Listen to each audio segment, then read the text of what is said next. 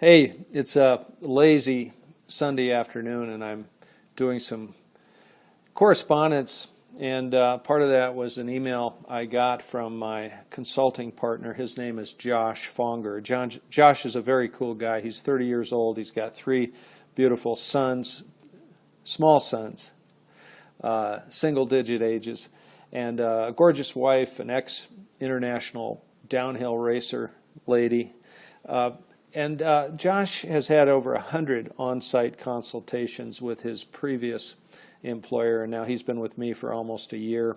And he passed on something to me today in the email after I had talked to him about the fact that it seems like I do nothing but drill home the point to our clients and to my employees. And just last week, I did with 4 supervisors. We eliminated a level of management, and those 4 supervisors in the call center will be working more directly with Andy, my chief operations officer, and me. And I said, of course, if you've read my book, you know what I would have said is we're building a machine here. Every time a red flag comes up, every time there's an error, what I should say is every time there's an error, that is a red flag, and you should take that and that information about what the problem was and how you solved it and put it in the database, put it in the training manual, in this case, for the supervisors. And so Josh sent me a book, excerpt, and the book is called The Advantage, and the author is Patrick Lencioni, Patrick Lencioni. And it's a very popular book. I didn't know anything about it, but I checked it out on Amazon. It's doing very well. And one of the excerpts was about that. And he used the term, what a CEO should be is the chief reminding officer. Chief reminding officer. It's not enough to tell your employees to go check the website after the meeting. They won't do it. You have to continually hammer home the point. And the reason is they want to know you're serious. Your managers want to know that you're dead serious about where you're taking the company. And through that, they will develop the concept, and they will take the concept and run with it. And they will especially feel good that this wasn't just another wild idea that the boss came up with. We've had a couple of consulting jobs here recently where in one case we were the 3rd consultant to come in, and in another case we were the 4th consultant to come in.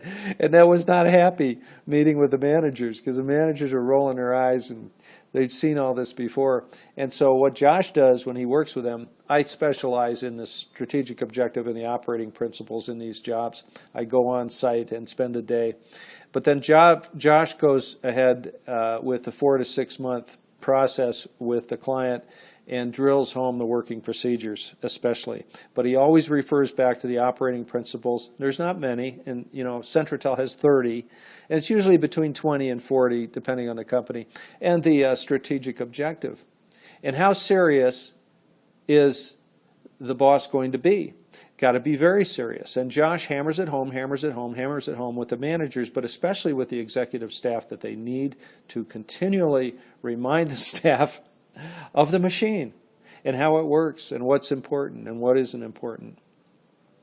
Every little conversation, if possible, should revert back. Every little conversation that has to do with some kind of a tweak or a change or some new idea needs to revert back to the documentation and the fact that a machine is being built. Anyway, the book is The Advantage. I haven't read it. Josh sent me 2 pages. I ordered it on Amazon just now, and I'm going to read it and I'll report back. But if these quotes that Josh sent me are any indication, this is a brilliant book and you should buy it. But check it out yourself. Go to Amazon. It's a pretty new book. All right. Have a great day.